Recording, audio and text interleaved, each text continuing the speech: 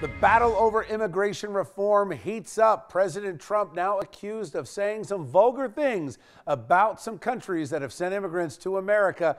But of course, he said them behind closed doors. Of course, the president took to Twitter to double down, and it is clear that he is not happy with some of the results from his meetings with congressional leaders. All right, let's check in with our own Mark Bonamo, who caught up with New Jersey's Governor-elect Phil Murphy, who had a couple of events in Newark, one of those with Cardinal Tobin at Sacred Heart Cathedral in Newark. And Mark caught up with him and asked him about the president's alleged comments. Mark, what do you got?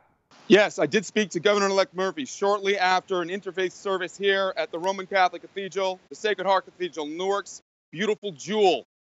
What essentially Governor-elect Murphy said regarding President Trump's comments about Haiti is this. Mark, what is your comment about Donald Trump's comment about Haiti?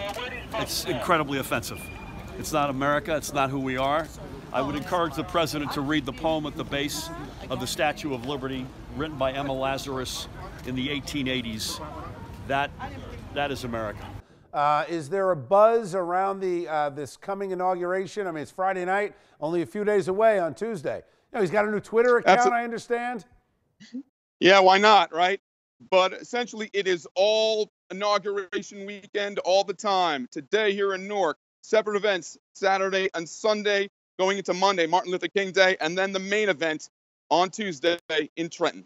Okay, thanks, Mark. Appreciate it. Thank you. All right, let's bring in somebody who was born in Haiti and now runs a ministry in Elizabeth. His name is Woody Philippe, and he runs the Jefferson Park Ministries. Woody, welcome to Chasing News. How are you? Thank you. I'm doing well, and you? I am doing very well. So let me first ask you right off the bat, did you vote for President Trump? No, I did not. So when you heard, Woody, what the president allegedly said, as I said before, he denied that he used that language. What was your first reaction, and what are you hearing among the people that you work with? The first reaction was hurtful and then racism as well. And everyone, actually this morning, several people called me raging. They were upset. And the Haitian household, when they heard that news, everybody just like so upset and annoyed about what he said. Woody, let me ask you, beyond the politics and the statement, everybody's posturing, positioning, making headlines on this. He did have a point, though, didn't he? I mean, not a great place to live, Haiti.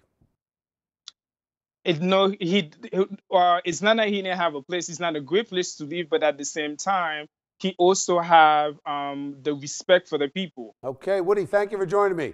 Appreciate it. You're welcome. All right, let's bring in our A-plus panel for tonight. I'm joined by Frank Luna, who is the Chief of Staff in District for Congressman Tom MacArthur. Welcome, Frank. Always good to see you. Angelique Kemlani is here. She is a business journalist, writer for Return on Information. Welcome, Angelique. Good to see you. And, of course, Bob Bianchi is back with us, former prosecutor and now defense attorney. Bob, I'm going to start with you.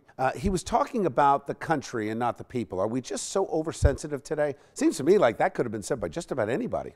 No, the president is supposed to be emblematic and representative of the best of what this country has to offer, not only in policy substantively, but also in the way they communicate about the world. And all I would say is you just got to go to a kid's website and read the words that are on the Statue of Liberty bill, which I did, which is, we are premised on this basis.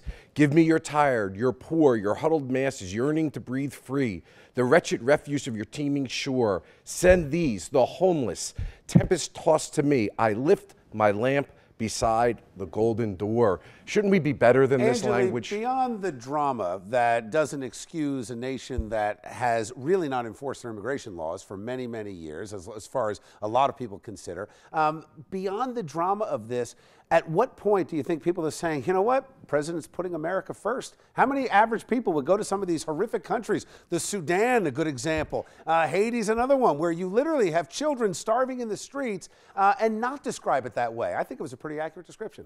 I think there's a difference between a tourist visiting a country and the President of the United States saying something. I think that you have to look at where it's coming from and what the purpose of even making a comment like that is. Obviously, immigrants are coming from countries where there are struggles, but that doesn't mean that it gives someone the right to say to have like a casual vacation comment about Frank, it. major distraction, or do we finally have a president now that is saying what many, many people are saying in the comfort of their own home, the privacy of a private conversation? This is what they're thinking.